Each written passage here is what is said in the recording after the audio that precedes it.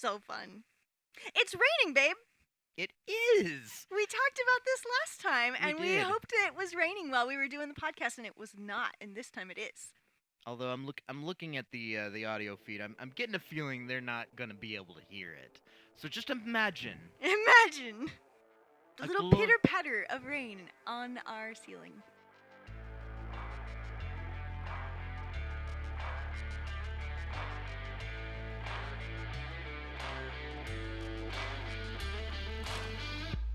Welcome to the Wandering RV Podcast, your bi-weekly source for our stories our screw-ups. and our successes living the full-time RV life. I'm your host, Kara, the Wandering RV Babe, and this is my driver, Ryan. Bienvenido. What does that mean? Welcome. Oh, okay. Welcome to the podcast. What language? Spanish. Oh, okay. I probably should have known that, but I did not. So we've been in Austin for about 6 weeks now. We've been in Austin for a little bit. But we are preparing to leave pretty soon. Yes. No. What is the matter with you? I thought you were gonna ask me where we're heading to, or something. I was expecting a question. You just kind of like stopped. Oh, okay. We're preparing to leave. We are a little too much today. We are too much today. You're always too much. You're always too much. Well, then I guess it's nothing special today. That is true. That is true. So we've been in Austin for a while, just kind of hanging out, chilling, camping out. You see what I did there? But we're about to leave. So where are we going next, babe? We are about to head out for Thanksgiving. I know. I said the T word. It's still a week away. I get it. But this weekend, we are heading to Tyler, Texas to meet up with all of our family. We're all going to the same campground. We're all going to hang out and enjoy ourselves. We get there on Sunday, and then the rest of our family kind of filters in through the week. And then by Thursday, we are going to be smoking up some turkey at the campsite for our wonderful Thanksgiving dinner. Yeah, it's going to be really, really tasty. And you have a smoker that we carry with us all the time. So you're smoking the turkey. That's the plan. And then we've got family bringing in like all the sides and extra, and then we'll plan on extra meals while we're there, and it will be very, very tasty. Yep, we're super excited. And in the spirit of Thanksgiving, we thought we would find the one fan question that would totally trump them all this week. Yeah, normally we save fan questions to the end, but this one is just so meaty. You see what I did there? That we can make an entire episode out of being a foodie in a camper. Correct. It's the perfect opportunity to answer, how do you cook in a camper? Yeah. And I know, everybody's like, well, you can make hot dogs and hamburgers, and you can, I don't. Everybody says that in like a really thick southern accent too when they camp. Is that what happens? Well, I mean, maybe they do talk like that, Kara. Maybe they do. I have a quick answer to that question. Same way you cook in a regular house. That's true. But do we actually make the same meals that we made when we had our home?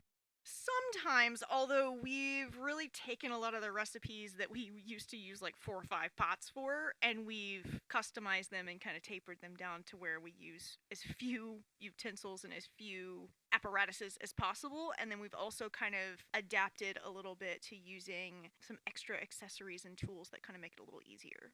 Yeah, I think we said it a couple of episodes that we don't have a dishwasher. I am the dishwasher. Kara's the dishwasher, and so we try to use as few pots and pans and plates and forks and whatever, like any utensil or anything that needs to be washed, we try to use as few of those as possible so that way we can limit how much has to be washed when it comes down to it. Yeah. So we try to do like one-pan meals or, cook outside on the smoker or whatever, like lots of different options, but we just try to reduce, how much we get dirty so we don't have to clean it all. But what we're talking about today is not just how do you cook in the camper. It's about what are some really great camper meals. I'm going to preface this. A lot of these are going to be a little bit more towards full-timers who have the extra equipment because you do have to have a few extra pieces of equipment to make it all work. And we'll talk about a few of those as we go. Obviously, one of my favorites is the Traeger smoker that I have that folds up and fits nice and neatly into our basement. It's a big investment, but it's so worth it because you can use this thing low and slow as a smoker, medium heat as an oven, or high heat as a grill. And you get all this functionality out of it, all just from that one device. And so we haven't, yeah, I mean, we have an oven in our camper, but half the time it just makes more sense, especially when it's hot outside or hot inside. When it's nice outside. When it's nice outside, to just toss it in the smoker and be able to cook it up. And at the same time, depending on what you're cooking, you're also just infusing it with some really good flavor along the way because you can never go wrong with a good, healthy, but not over exaggerated taste of smoke. That is true. I'm going to start off with something we just recently discovered and cooked up for the first time. And feel free to throw in anything that you want to, Kara. But I bought on a deal from the local grocery store Boston pork butt country style ribs. That is a mouthful of a name. I had no clue that they existed, what they were. I was like, wait a minute, ribs, pork butt? That doesn't make sense. So it's apparently a portion of the pork butt that has a bone in it. I don't know if it's a hip bone. I don't know enough about it. All I know is they were on sale and I was like, you know what? I'll just buy them. It was like $10 for like 5 or 6 pounds of meat. Yeah, And we ended up getting like 3 meals out of it. we really did because there's just so much meat that I was like, I'm gonna figure out how to cook these, and we're gonna just make a meal of it. And I tossed them on the smoker just low and slow, and just cooked them up, and then seared them off at the very end, and they came out juicy. They were perfect. It was like having pork chops essentially, but so much juicier. And like so much more flavor too. It was really really tasty and super cheap. I know a lot of people cook them in the slow cooker. Like I said, when I can, I try to use the smoker instead, and they came out amazing. But you can absolutely, if you've got a slow cooker in your RV or even at home, if you've got one at home, go buy this cut of meat and just cook it low and slow, and it will be so flavorful. It'll blow your mind. And like I said, we got 3 meals out of it for two of us for $10. One of my other favorite meals that you smoke quite often is chicken wings. Yes, yes. I love chicken wings. And the nice thing is we can toss them in all kinds of different flavors. And so you get a variety every single time. But that is so tasty and fairly easy. It's like not a hard meal. And it doesn't take very long either. Yeah, I think it's about an hour long cook, but essentially usually what we kind of do is I'll prep them up and I'll, do a little base seasoning and then I'll throw them on the smoker and let them kind of infuse and cook that meat up. And then we will pick kind of like the sauce flavor that we want. Sometimes it's like a buffalo sauce. Sometimes we just want to stick with the standard smoked flavor, or sometimes we want to go for like a chili lime or a Done like barbecue with like a garlic barbecue honey, seasoning. Yeah. all the different flavors. So you just smoke them up first, get the meat nice and cooked and juicy, and then you pull them off before the skin gets too cooked up because the next part is where you really want to cook up the skin. Is you get the skin nice and covered in whatever your sauce is, and you throw them back on at high heat and crisp up that skin, and you're set to go. And I mean, it is juicy, fall off the bone wings that just explode with flavor. The meat is smoked, and the skin is flavorful and crispy. Just the best way to do it. Yeah. And then you've cooked a ton of other stuff too. Like the smoker's just so versatile. Chicken thighs, Yeah, I mean, ribs, like all kinds of ribs, stuff. brisket. I think I did a pork butt, some pulled pork just recently. I mean, Yeah. you can make so many meals, and the nice thing is you can make meals that are, depending on your family size, like big enough for more than one meal, and then you can either eat it a couple of nights later, or you can throw it in the freezer and save it for a week or two down the road, which is super convenient to be able to make something up, throw it in the freezer, have yourself a travel day, and then that evening you just make sure pull it out, let it thaw, and then you've got leftovers ready to go. My biggest downside that I would say about the smoker that we have is it's not huge. You don't get a ton of space, and I've legitimately actually been looking at getting a second tabletop smoker just to have a little bit extra space and also a little bit of variability so I can be smoking two things at once at different temperatures. Thanksgiving coming up, it popped into my mind a little bit that it'd be nice to split the turkey up, which is what I decided to do. And so we're gonna smoke up some turkey breast meat, some legs, some wings, and some thighs. And so it's all going to be kind of split up and cooked separately. But because I'm limited to the one smoker with the one amount of space, it just kind of, I'll have to adjust temperatures and kind of get it to where I need it to be. But it's not a big deal. It's so convenient to have, and it's just an amazing utensil. Yeah, the other thing that's nice, and when you go to different campsites, a lot of times there's interaction that you can have with other campers and potlucks and things like that that you can participate in, which is really fun. And we have some just killer sides that we use at potlucks or bring to potlucks that are always a crowd pleaser. And the first one that's like my absolute favorite is your smoked mac and cheese recipe. Oh yeah. So it's basically just a typical one pan mac and cheese recipe.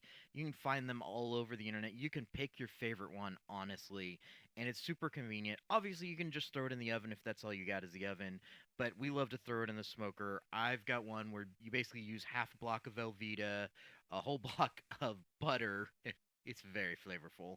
I think I've used whole milk. Sometimes I've used heavy cream, and then your pick of like 4 bags of shredded cheese, and then a box of elbow macaroni. You just And throw it all in you're together. throwing it all in together, and you're gonna just let it cook super super slow for the first little while, maybe two 20 between 225 275 again, oven or smoker. And then you're just gonna mix every 30 minutes or so, and then right there towards the end you can pop up that heat and kind of get yourself a nice little crisp on top. If you want to throw some breadcrumbs on there or whatever, your personal opinions.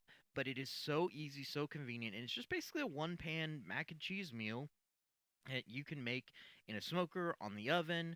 I think I've even seen some people just do it on the grill with charcoal. Like Yeah. it's easy to do. It's nothing hard, and it is a winner at every potluck we ever go to. It is gone. I use a 11 by 14-inch pan, I think, and it's just the aluminum foil pans that you kind of throw away after you're done. But I use that, and it will feed tons and tons of people, and it will never ever be a crowd loser. A crowd loser. Well, No, I mean, you got crowd pleasers, you got crowd losers. I guess that's true. It'll never be a dud. There you go. Okay, correct my language. Thank you. Yeah, you're welcome. Anytime. Another really good one, and we do this quite a bit as a little bit of like an appetizer or like a salad, is caprese. And so we'll just get fresh vine ripened tomatoes. This is super simple. Anybody can do it. All you need to do is chop up your tomatoes, get a fresh ball of mozzarella cheese, and chop that up as well to, bite-sized pieces. You'll put a little pepper on the mozzarella and a little salt on the tomatoes. Get some fresh basil and chop that up. Mix it all in together with a little bit of olive oil and a little bit of balsamic oil. Say balsamic oil 3 times fast. Nope, I can't. I can't Actually, even I say think it one time fast.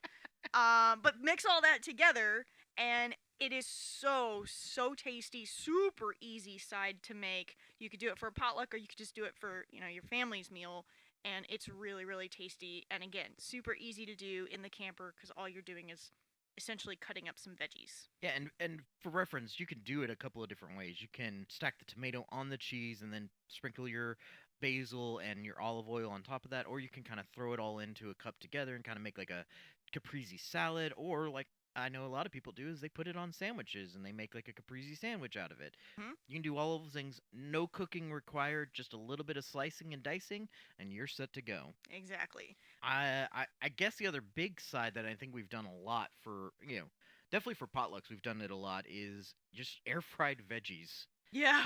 Just and that's so that'll be I guess we hadn't talked about it, but that's the next kind of big utensil that we have is an air fryer, and we actually now have two Two.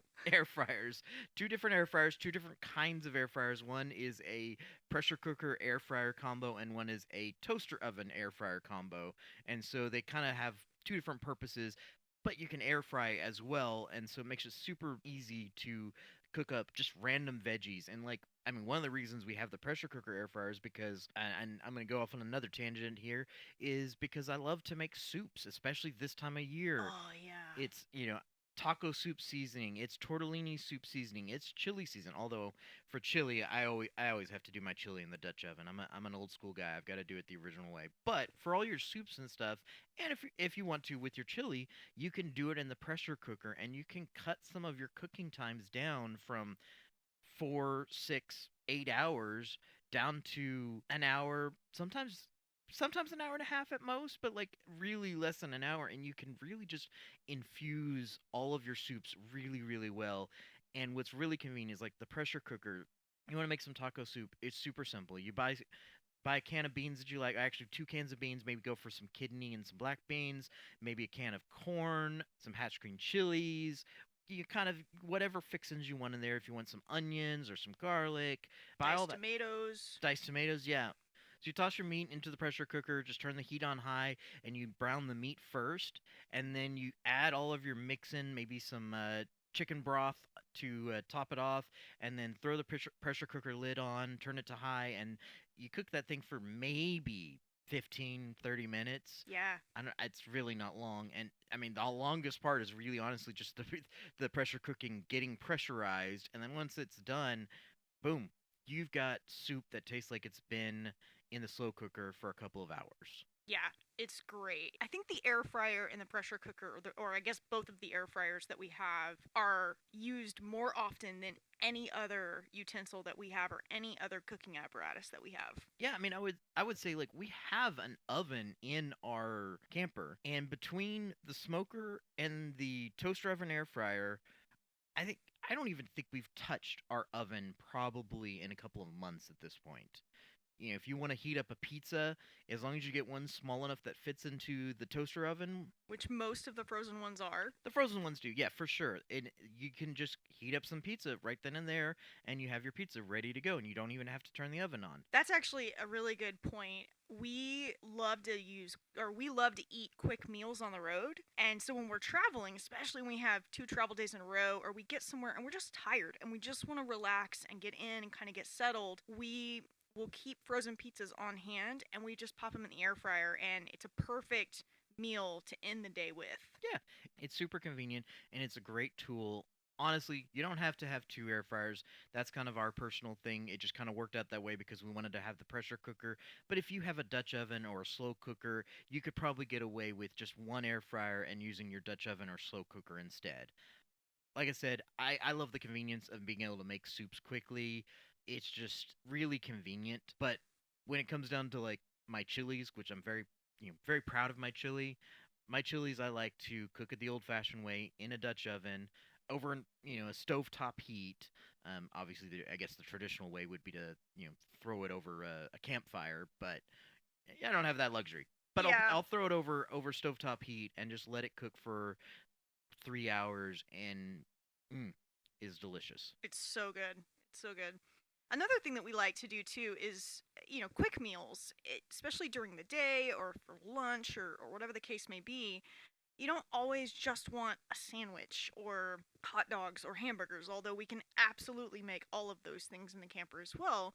And so, what we like to do a lot of times is get, one of those like cup of noodle ramens and throw in an egg that's kind of poached or soft boiled. And we have this little egg cooker that does all of it for us, which is really, really nice. Super easy to clean, very compact, doesn't take up a lot of space, and does a really great job of allowing us to cook a little bit of an egg, have a little bit of extra protein, throw that into our ramen, and have that for lunch. Yeah, I mean, I'm not a big fan of cold cut sandwiches, but if you give me a cold cut sandwich and you throw it in the toaster, that's Cool. that's a great lunch for me. I love to just build myself a sandwich, throw it into the toaster for 4 or 5 minutes, just enough to brown the bread and slightly melt the cheese and warm up the meat. Oh, so good. And I love to do like a Tabasco and mayo spread on my sandwiches. So good. You recently discovered something new, and you did it in. Did you do it in the air fryer? Yeah, we're kind of experiment. So we love to experiment. One of our other big things that we love to cook with is the sous vide. Obviously the air fryer is a lot of fun, but one of the functions of the toaster oven air fryer is a dehydration mode, And so we are kind of experimenting right now. It's not a done concept yet, but we are experimenting with making our own jerky. Yeah.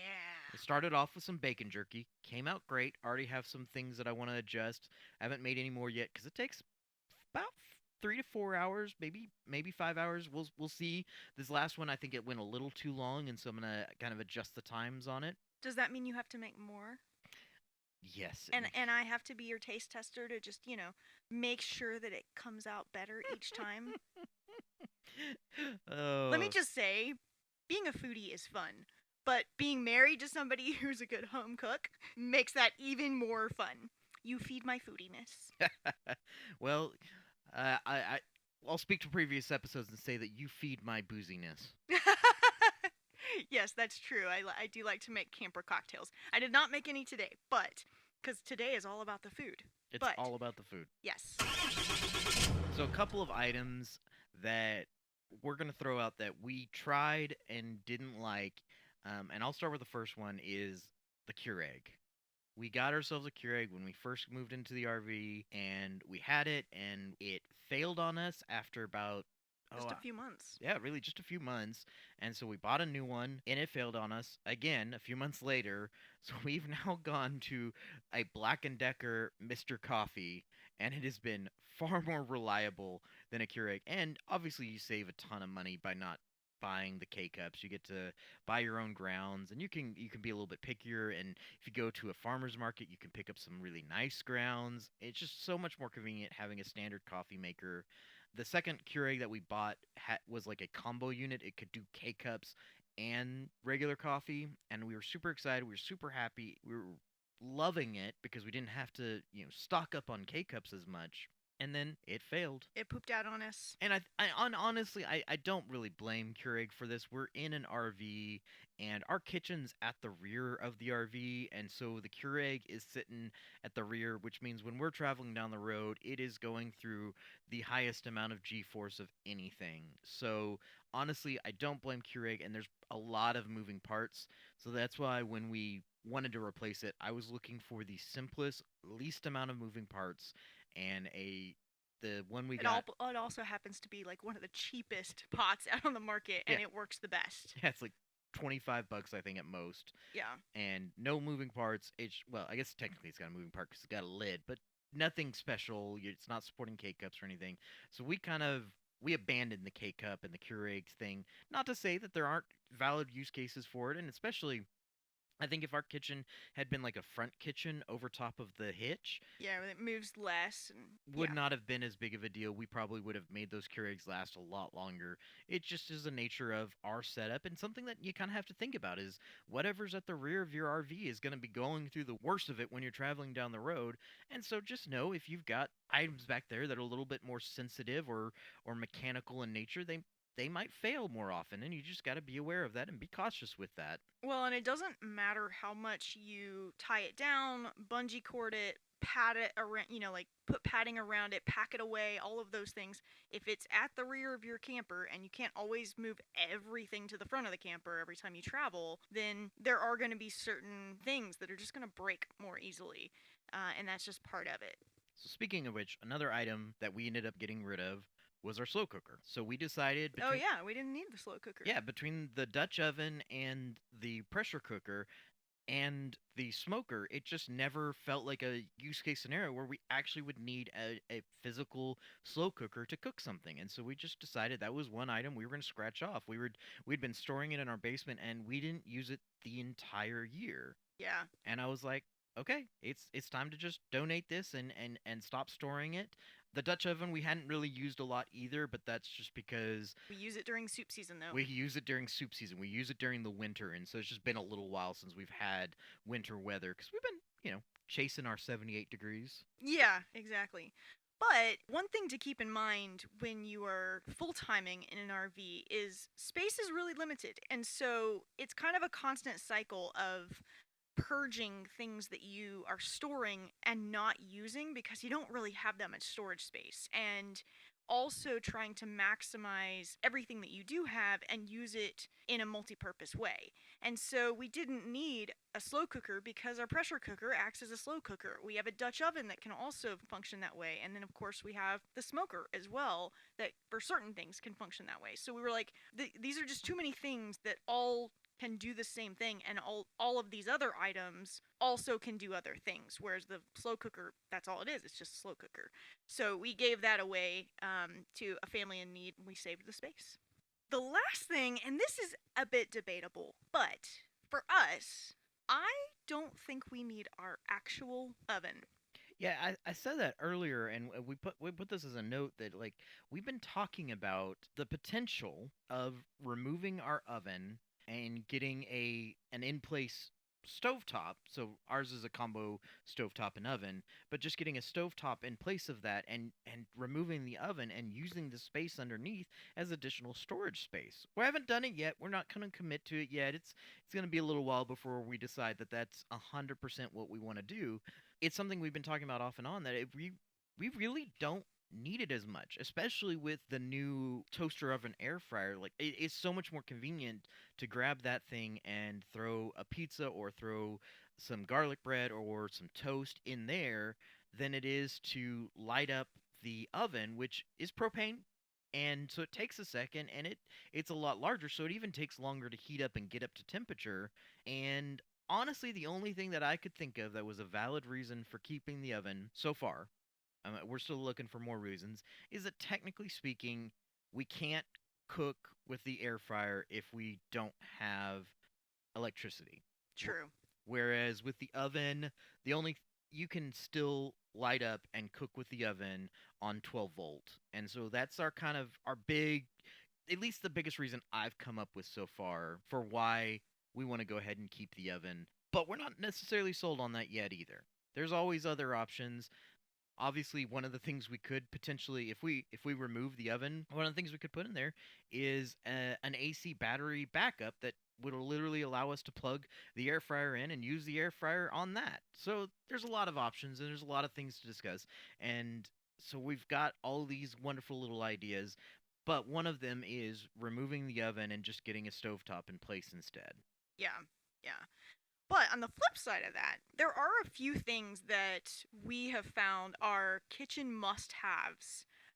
And so I had a couple on my list, but I wanted to just hear from you. Like, what are some of your kitchen must haves?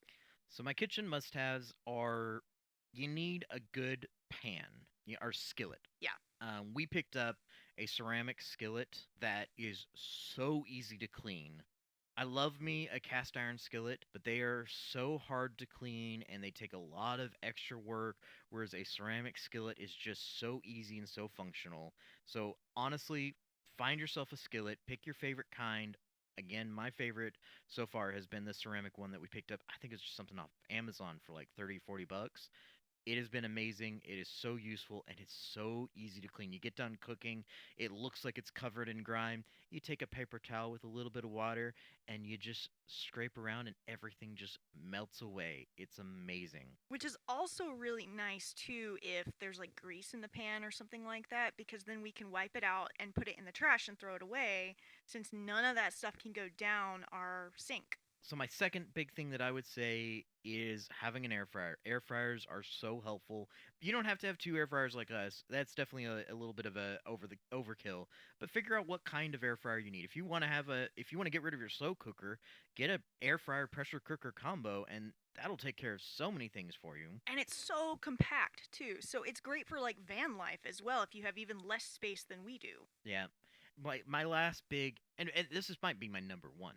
So maybe I started with three, two, and now number one, because I love to smoke and I love to cook meat and I cook everything that I can think of. A meter thermometer. It's actually a brand, Meter Thermometer. You can find it on Amazon. You can find it on their website. It is a wireless thermometer. It works so stinking well. It's very accurate, and they even have a model. So you get the thermometer, and then there's just like this little base station, and you put the thermometer in. and you put the base station nearby because the thermometer doesn't have a lot of range on it, but then the base station connects to the thermometer, and then your phone connects to the base station, so you can actually read the temperatures from your phone and be able to keep an eye on things. And it'll give you information like what the current temperature is, what the ambient temperature is. So like if for some reason the ambient temperature fluctuates, you can set it up to give you notifications. So like I've got the Traeger smoker, so I can have it give me a notification if the ambient temperature starts to fall, just in case maybe the pellets ran out and I missed it for some reason, or something else is causing the ambient temperature to fall. So you set up notifications. You set up notifications when you get to certain temperatures, and if you set your cooking temperature, it will try to calculate how long it will take to get to your set temperature based off of how quickly the temperature is rising. And for those of you who smoke, you know that there are certain meats that you'll be cooking that will have like stall times and stuff like that. Obviously, that's it's not going to be able to tell you those parts. But if you're cooking up a steak or salmon or whatever, it's going to give you a pretty solid estimate on when you're going to reach the temperature that you want to get it to. That's kind of my list, my 3, 2, 1. So, what do you got? I don't know that I have three, but I will give it a shot, and I don't think these are in any particular order. So the first one, and this is really just personally for me, I love eggs. I don't know why, but I love eating eggs in all kinds of different ways, shapes, and form. And so having this like little egg maker that can cook up to 6 eggs at a time, and it can do all different kinds of cooks: hard boiled, soft boiled, medium boiled, poached, omelets, things like that, is amazing for me with just quick meals, and it doesn't generate a lot of dishes, and it's really easy to clean up. And so I love our little egg maker. And then I think probably the other thing that is a great kitchen must have, and is something that you have to have, is a fridge. And thankfully we actually have a really nice residential size fridge in our camper. That was one of the reasons why we picked our camper, was because of the kitchen, because we knew we would be spending a lot of time in our kitchen, and we knew that we both loved to cook and loved to eat good food. And so our residential size fridge works great, and we're able to travel really easily with it.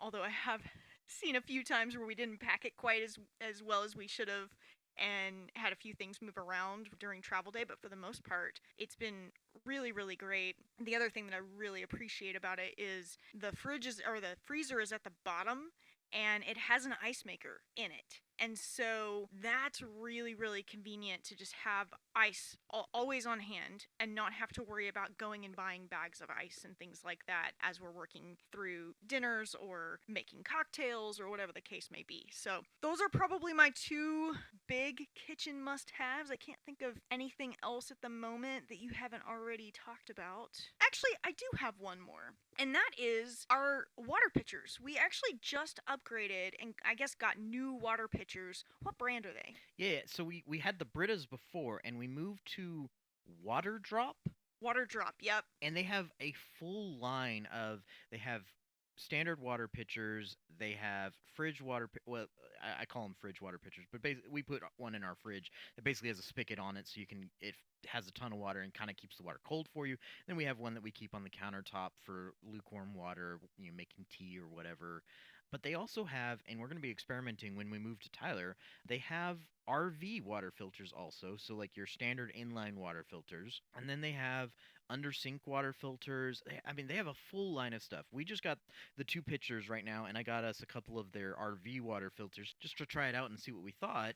But honestly, like I was looking at some of their stuff, their under sink one looks kind of interesting, just because one of the big things with camping, not all campgrounds have great water. Some are worse than others, but you definitely want to have an additional water filter. Those outside RV water filters, just their standard inline ones, they're not going to filter everything out. They're not necessarily always going to make the best, cleanest tasting water. You But still do want to use them. you do want to use them because you're going to be showering and you're going to be brushing your teeth, and you want to be real careful about all of that. But as far as your drinking water goes, we love having just a pitcher that we can refill, because there's so many places where you end up you're like the water doesn't taste good, and so you end up buying gallons of water, and you just go through so much money buying gallons of water. And the thing we were noticing with the Brita filters is At some campgrounds it was okay, but at other campgrounds it wasn't great, and so we were buying gallons of water for drinking. We were using the Brita water for making tea and coffee, and so we were still like paying for filters and paying for gallons. And so I did a little bit of research. There's a YouTuber called Project Farms, and he reviews lots of different stuff. And he reviewed some water filters. And so after a little bit of research, he actually didn't review the water drop, but did a little bit more research after watching his video and landed on water drop as one of the best. And they've really got a full lineup of stuff. It's been really, really cool. And we've had it for about a week now. And honestly, I don't. It's been a game changer. Yeah, I haven't even missed getting our bottled waters, and I feel confident that we're drinking safe drinking water. And at this point, because we're going through the inline filter outside, goes through a filter inside of our system, and then we're also putting everything that we consume through these pitchers that also have a filter. We're kind of filtering it like 3 or 4 times, but it still keeps the some of the pH balance in there that you need in terms of electrolytes and things like that. It doesn't completely get rid of all of that, but it does keep our water really clean and tasting good. yeah, we've only gotten to try it at this campground, but what we can say is the water at this campground was not drinkable before. Well, it was drinkable, but it didn't taste very good. And we were buying gallons of bottled water, and now we are completely 100% on the water filter for our drinking water. Doesn't mean it's going to work at every campground, but it's at least going to give us a better chance than the Brita filters were doing. Exactly. So hopefully this was helpful in a timely topic as we gear up for Thanksgiving. But we hope you have a wonderful Thanksgiving with your family. Thanks so much for listening. Stay connected with us. We'd love to hear from you. Follow us on Instagram at Wandering RV Babe, or shoot us a question or a comment or an idea at podcast at wanderingrvbabe.com. And we will see you next time. Take care, everybody. Okay, so I do have to tattle on you a little bit. Tattle on me? No, no, no, no. Yeah, No, no, last no, no. episode, No, no, no, no. you were dogging on me. You had all kinds of crazy I'm stories not about dogging on you. how I have had some screw ups, and I thought of a screw up that you had when we first moved into the camper, and it happened to be in the kitchen too, Mr. Home Cook. Listen. I mean, I appreciate that you were really trying to season our pans and make sure that they were really well seasoned for the next time that you use them. But I had already gone to bed, and you filled the entire camper with smoke to the point where we had to open up all of the windows, and we still couldn't get all of the smoke to dissipate quick enough. And so I started coughing and had to go get some fresh air, and I'm like, I just want to go to sleep, man.